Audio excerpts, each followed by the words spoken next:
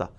امام کائنات سید الاولین والآخرین شفیع المذنبین رحمۃ للعالمین سیدنا و مولانا امام اعظم محمد رسول اللہ صلی اللہ علیہ وآلہ وسلم کی مبارک ذات سے بڑھ کر تو کوئی بھی ہستی نہیں ہو سکتی نا، ٹھیک ہے جی۔ جب ان کے ساتھ کسی کا مقابلہ آ جائے گا پھر تو باقی ساری چیزیں چھوٹی رہ جائیں گی۔ بہرحال یہ انشاءاللہ تعالی ہم اس میں ایڈ بھی کر دیں گے۔ میں ورڈ بائی ورڈ یہ امام ابن تیمیہ کی کتاب اقتداء الصراط المستقیم کا اردو ترجمہ میرے پاس ہے، دارالاسلام پبلیکیشن جو دنیا میں سب سے بڑا ادارہ ہے مسلمانوں کا، اس میں بھی اہل سنت میں جو اہل حدیث مکتب فکر ہے ان کا یہ ادارہ ہے جو یہ کتابیں چھاپ رہے ہیں۔ اس میں جو ابن تیمیہ نے ابن عمر کے بارے میں جو الفاظ استعمال کیے ہیں میں آپ کو بتاتا ہوں۔ انہوں نے ایک چیپٹر باندھا ہے کہ انبیاء اور صالحین کی جو جگہیں ہیں ان کا احترام کرنا، یہ ان کے دماغ میں کیڑا ہے کہ یہ کوئی شرک کی طرف لے جاتا ہے، نعوذ باللہ۔ اب اس کے اوپر وہ لکھتے ہیں کہ جن مقامات پر نبی علیہ السلام نے اتفاقیہ نماز پڑھی تھی تو عبداللہ بن عمر رضی اللہ تعالی عنہما کے سوا کسی صحابی سے مروی نہیں کہ ان مقامات کو کسی طرح کی بھی خصوصیت دی گئی ہو۔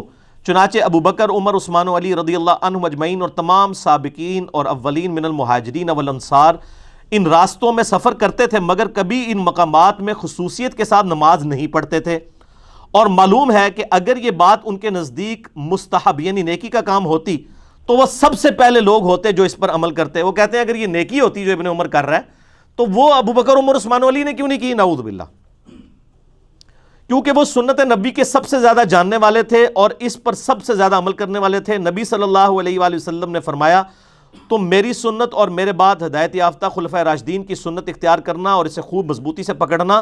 خبردار، ہر نیا کام دین میں جو ایجاد کیا جائے وہ بدعت ہے اور ہر بدعت گمراہی ہے اور ہر گمراہی دوزخ میں لے جانے والی ہے۔ یعنی وہ کہتے ہیں یہ ابن عمر نے جو یہ کام کیا نا، یہ ابن عمر کو بدعت اور گمراہی اور دوزخ تک لے جائے گا، نعوذ باللہ۔ اور معلوم ہوا کہ خلفۂ راشدین نے یہ بات کبھی نہیں کی تھی، لہٰذا اس فعل میں خلفاء کی سنت کی نہیں بلکہ ایک بدعت کی پیروی ہوتی ہے۔ یعنی ابن عمر نے جو کچھ کیا وہ کیا ہے؟ بدعت، نعوذ باللہ من ذالک، لعنت اللہ علی الکاذبین۔ یہ میرے بھائیوں یہ اتنے بڑے لیول کا جرم، حالانکہ اسی حدیث کے اوپر امام بخاری نے باب باندھا ہے، رزلٹ نکالا ہے 483 آنورڈ 10 احادیث ہیں صحیح بخاری میں کہ نبی علیہ السلام کی مبارک جگہوں کو تلاش کر کے وہاں پر نماز پڑھنا۔ باقی انشاءاللہ میں اس کے دلائل بھی آپ کے سامنے رکھوں گا۔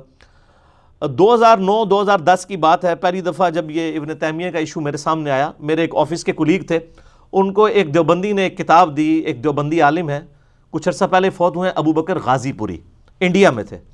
یہاں پہ بھی جو الیاس گھمن صاحب جو بڑے مناظرے کرتے ہیں یہ انہی کے ہی سمجھ لیں روحانی سٹوڈنٹ ہیں۔ تو ابو بکر غازی پوری جو ہیں انہوں نے ایک کتاب لکھی، کیا امام ابن تیمیہ اہل سنت والجماعت میں سے تھے؟ یہ انہوں نے کتاب لکھی اور اس کے مقدمے میں انہوں نے بڑی زبردست بات لکھی۔ انہوں نے کہا کہ میں جب سعودیہ گیا ہوں تو میں حیران ہوں کہ اہل حدیث کا فتنہ کتنی تیزی سے پھیل رہا ہے، اور یہ لوگ ان کی نوجوان نسل ہمارے بزرگوں کو مشرک کہتی ہے، اور میں نے اس پہ بڑا تفکر کیا، کہتے ہیں پورا رمضان میرا اس غم میں گزرا کہ اہل حدیث کے فتنے کے آگے بند کیسے باندھا جائے۔ تو میں نے سوچا کہ میں امام ابن تیمیہ سے وہ تمام عقیدے ثابت کر دوں جن عقیدوں کو اہل حدیث گمراہی کہتے ہیں۔ تو بابا ورسز بابا آئے گا تو خود بخود ہی بیٹھ جائیں گے، اور یہ دیکھیں کتنی بڑی اس کی حکمت تھی۔ تو کہتا ہے پھر میں نے ابن تیمیہ کی کتابوں کا پوسٹ مارٹم شروع کیا، تو میں یہ کچھ چیزیں آپ کے سامنے رکھ رہا ہوں، ان میں سے ایک چیز یہ بھی تھی۔ تو اس دیوبندی نے جب کتاب پڑھنے کی دی تو 2008 میں ہم نئے نئے ریورٹ ہوئے تھے، تو یہ 2009-10 کی بات ہے، جب وہ کتاب مجھے کسی نے دی نا تو ظاہر ہے ہم تو شروع سے ہی نہ میں وہابی نہ میں بابی، میں ہوں مسلم، علمی کتابی۔ میں نے کہا جی ابن تیمیہ نے جو کچھ لکھا ہے بکواس ہے، میں نہیں مانتا اس بات کو۔ وہ یہ سمجھ رہا تھا کہ یہ ابن تیمیہ کا دفاع کرے گا۔ میں نے کہا یار میرا کوئی فرقہ ہی نہیں ہے، میں کیوں دفاع کروں؟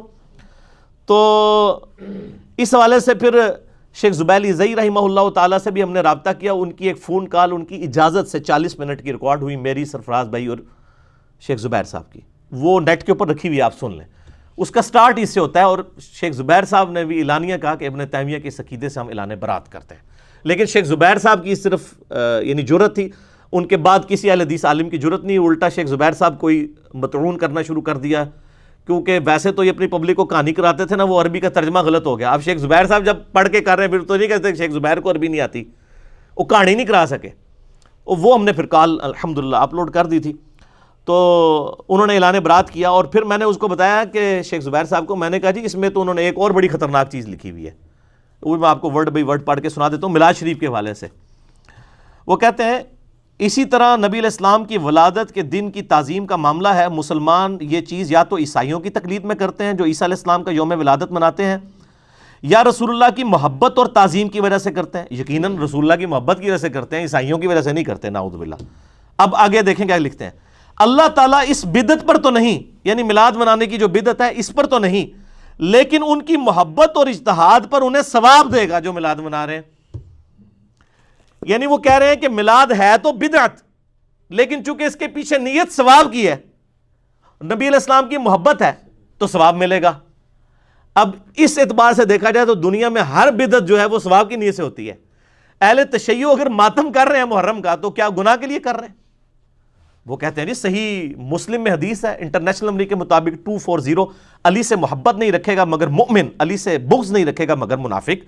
تو وہ کہتے ہیں آل محمد صلی اللہ علیہ وآلہ وسلم، آل علی کے غم کو منانا 10 محرم والے دن، یہ محبت اہل بیت کا تقاضا ہے۔ ہم چھریاں مارتے ہیں، ٹیبو کرتے ہیں، جو کچھ بھی کرتے ہیں، تو ابن تیمیہ کی ڈاکٹرائن میں تو ان کو بھی ثواب ہونا چاہیے۔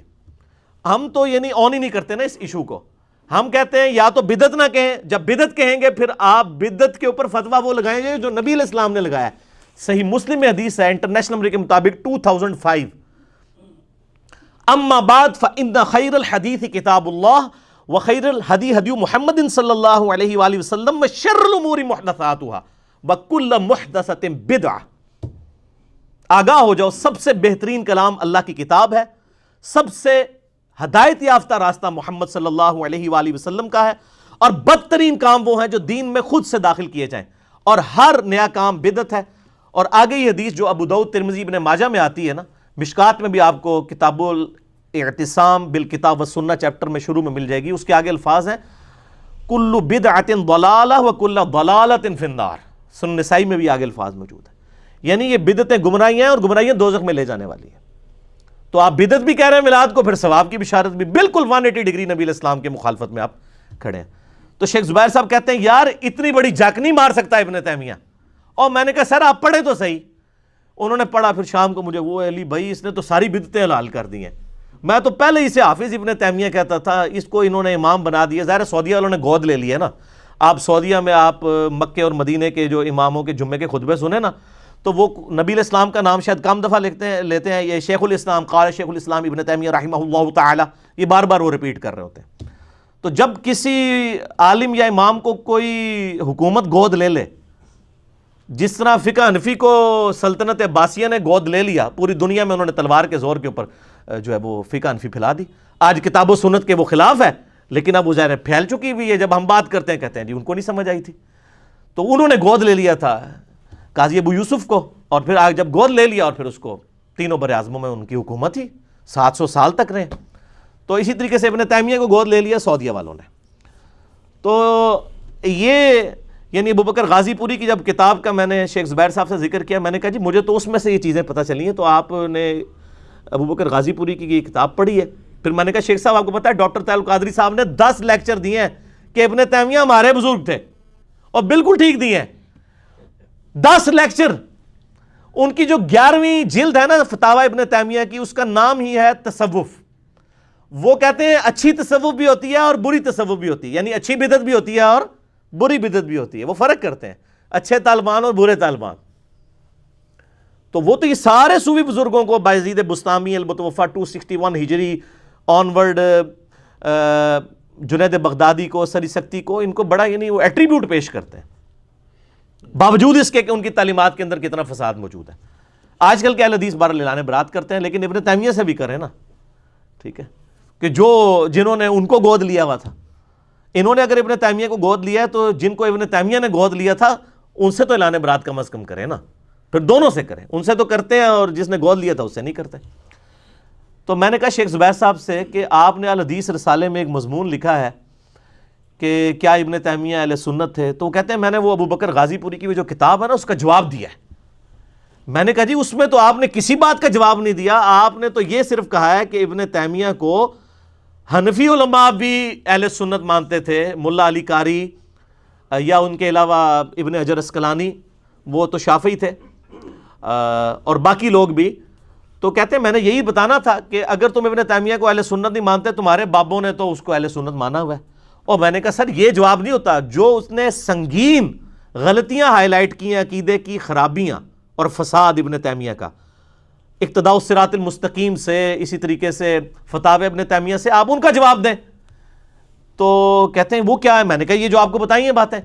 پھر مجھے سمجھ آ گئی، میں نے کہا شیخ صاحب آپ نے وہ کتاب پڑھی ہے ابو بکر غازی پوری کی؟ کہتے ہیں علی بھائی میں نے کتاب تو نہیں پڑھی۔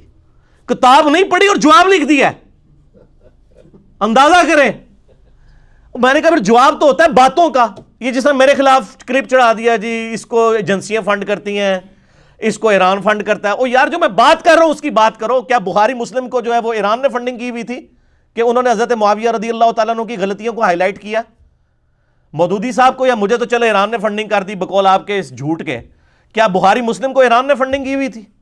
ہم تو صرف ناقل ہیں، ان سے نقل کر رہے ہیں۔ یہ میں نے ریسرچ پیپر اگر 5B لکھا ہے واقعہ کربلا کے اوپر تو نقل کیا ہے، میری اپنی ذاتی بات تو کوئی نہیں ہے، اہل سنت کی مین سٹریم کی کتابوں سے کیا ہے۔ تو شیخ صاحب کہتے ہیں میں نے کتاب تو نہیں پڑھی۔ میں کہ پھر انا للہ و انا الیہ راجعون، کتاب پڑھی کو نہیں جواب لکھ رہے ہیں۔ وہ کہتے ہیں جواب میں لکھ رہا ہوں وہ اس لیے کہ دیکھیں اگر ان کے بزرگوں نے مانا ہے۔ میں نے کہا ہاں وہی بات ہوئی نا کہ تیرے بابے نے بھی میرے بابے نو بابا مانے، لہذا تو بھی میرے بابے نو بابا مان لے۔ تیرے بابے نے میرے بابے کو آلریڈی بابا مانا ہوا ہے تو تو بھی میرے بابے کو اپنا بابا مان لے۔ جیسے وہ کہنا نا پتر تو کیوں فیل ہویا؟ ابا جی تواڈے دوست دا منڈا بھی فیل ہو گیا تو میں بھی وہ نال سا، میں بھی فیل ہی ہونا سی۔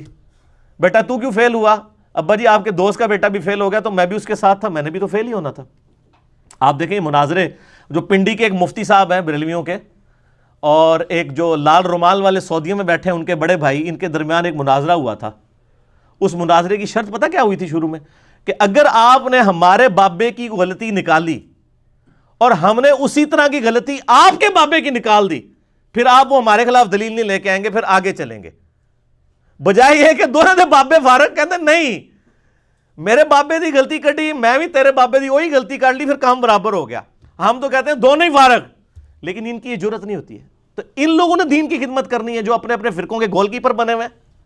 دین کی خدمت اس نے کرنی ہے جو ایک دفعہ جھوم کے کہہ دے نہ میں وہابی نہ میں بابی، میں ہوں مسلم علمی کتابی۔ میں یعنی کوشش کرتا ہوں ایک لائٹر موڈ کے اندر بات کنوے ہو جائے۔ مجھے بار بار شوق نہیں آتا یہ شعر پڑھنے کا، لیکن یہ اس لیے ضروری ہے تاکہ شیطان داخل نہ ہو، ورنہ آپ کوئی بھی ایسی بات کرتے کسی فرقے کا دفاع کریں، نہ سر کسی فرقے کا دفاع نہیں، کتاب و سنت کا دفاع ہے۔